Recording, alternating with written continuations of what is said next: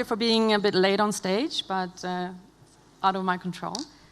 I'm going to talk to you about how to create natural ambassadors for travel brands and destinations. And we all know that it's important to have ambassadors that can talk positive about you without necessarily being paid for everything that they say. So you can have ambassadors that are being paid, and you can have ambassadors that are being paid and then turn into natural ambassadors that really can enhance your brand and talk your stories, tell your stories to the world. So the most important thing is to locate the right ambassador for your brand. And it's a jungle out there, and there's a lot of content, and we're talking about digital content.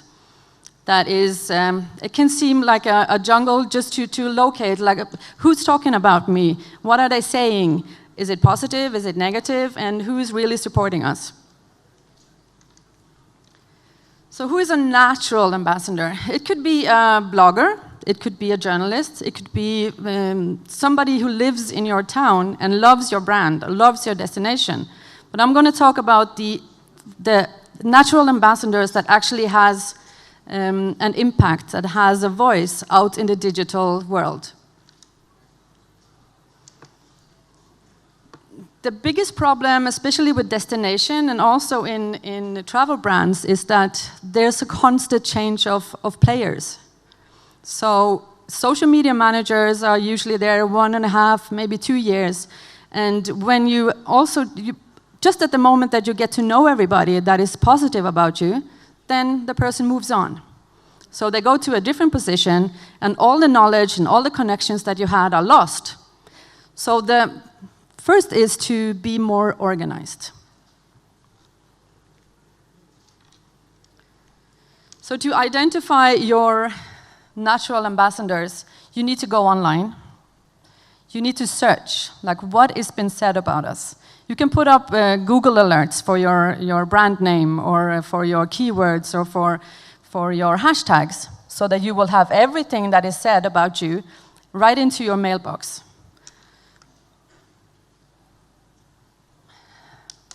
I really can't see the screen. No, it's okay. So when you've done that, like when you gather all the information about who is talking about us, who's talking about Nepal, or who is talking about my hotel chain, then you need to know, like, what are they saying? Is it positive? Is it negative? Is it something that we can work together on? Is this content that we want to share with our possible visitors? So make a list, and I know this is work, but make a list of all the mentions that you feel are positive for your brand or for your destination. And that is so you can follow up on that content. Because travel bloggers and content creators that is online, they keep their articles updated.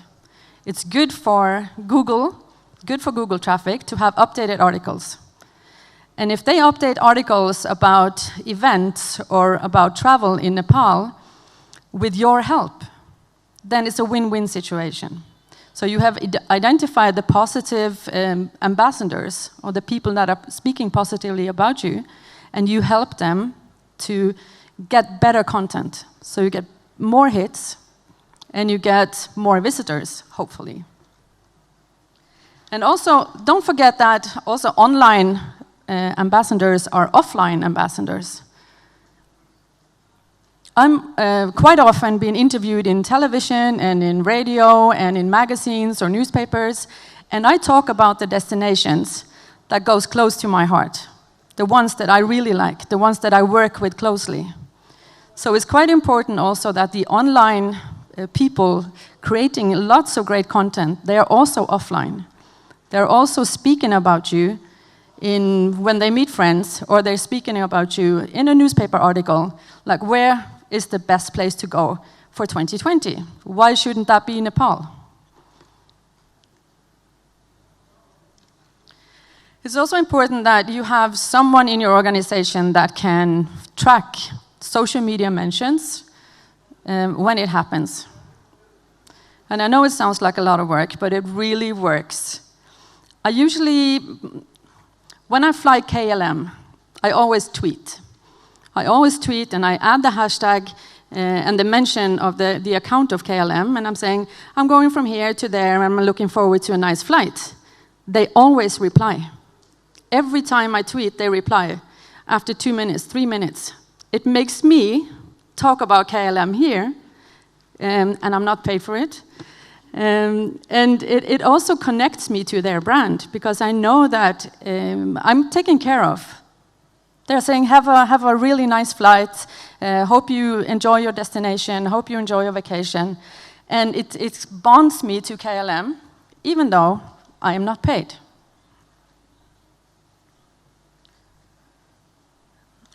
Also with the real-time follow-up, I was in a small German city, having a coffee break, sitting, doing some work, and then I tweeted or put up on Instagram stories something about the city. And within 2 minutes, the social media manager of the city replies to me, saying, welcome to our city. I represent the tourism board. Is there anything we can do for you? Like, do you want to go to museums? She offered me some free tickets. And it's not the value of it. I can pay for my own visit to a museum, but it's also to being seen. So whenever I'm in that city, I know it's a positive thing. I can contact them, and we already have a connection. If she leaves her job, that connection is gone, unless you make a list of who you want to work with. Identify the people that are doing something positive for your brand without necessarily being there as a paid guest.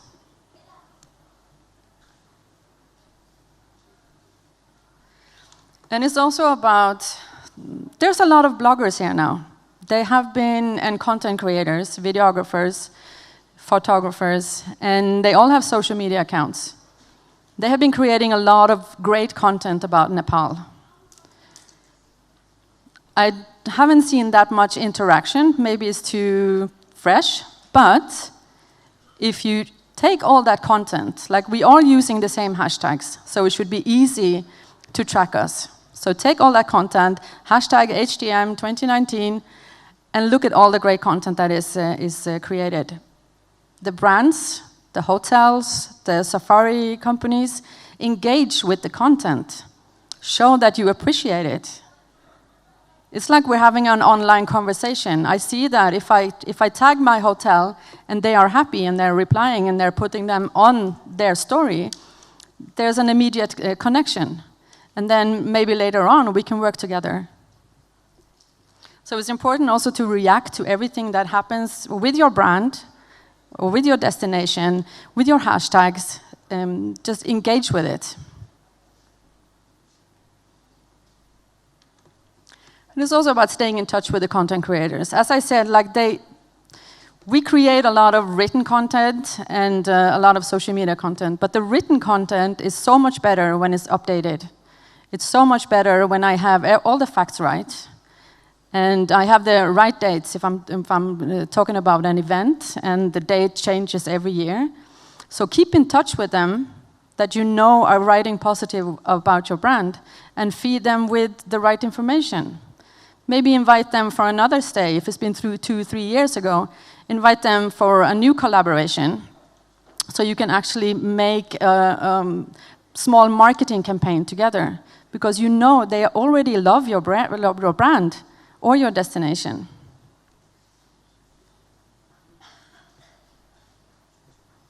Yeah, that's a tiny watchdog.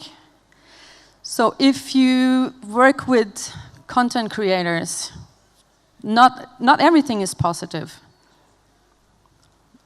It's a free world. The people can write whatever they want.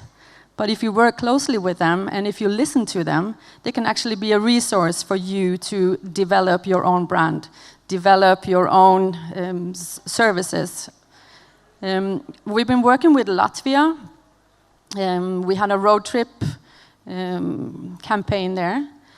So we had 4 different road trips throughout Latvia, because everyone connects only Riga. So we wanted to explore, and we helped them develop new products. We helped them develop new routes, We had one theme which was culinary, we had one theme that was nature, and we helped the tourism board to create new products for real travelers that wants to come there.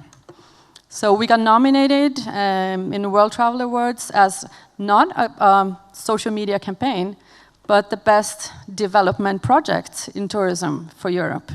Nominated, we didn't win it. But it says something that you can also use the natural ambassadors that you have in your region or in your online platforms that to help you create new products.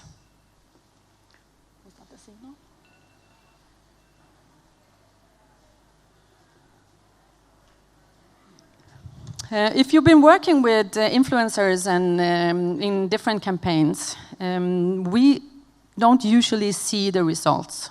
Like, we can see the traffic, we can see how many people we forwarded to your website or to your booking site, or how many people read the article, but we don't know the actual return of investment when it comes to a number of visitors coming. Did it go up? Did it go down? Was there lots of hotel bookings based on our articles?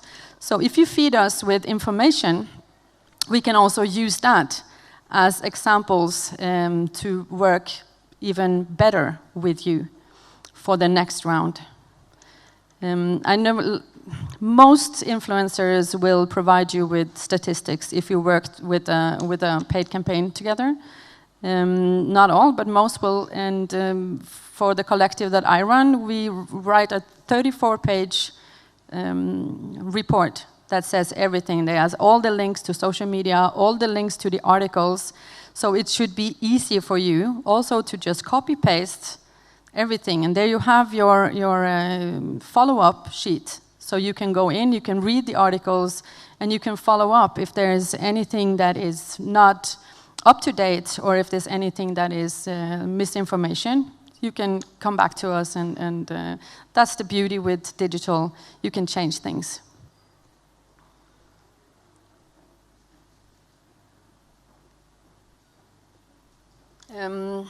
If you haven't worked with influencers, it seems like, wow, where should I start? Like, I have no idea how to work with influencers.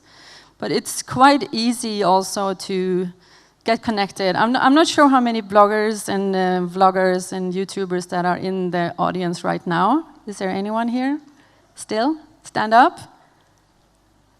Okay, guys, look at them. These are the people that you need to talk to get started working together with bloggers and influencers and content creators.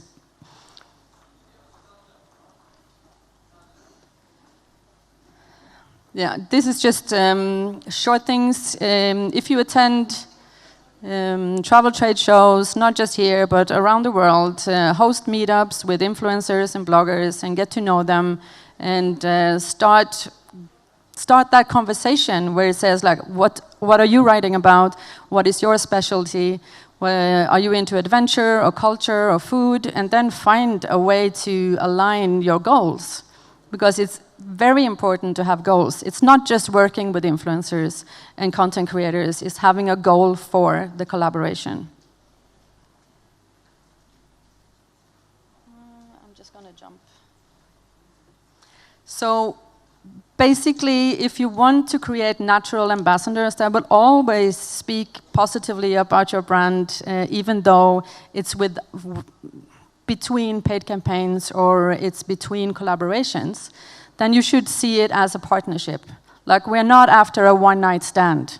We're after a relationship. So it's important to see us as a marketing department on the loose. So you can actually work with us as a part of your marketing. And yeah, I think it would be really a strong relationship if we can align the goals and what we want to do. So this is my last slide, and I hope you got some inspiration to talk to the content creators that are here or other content creators that more fit your brand in the future. Thank you very much.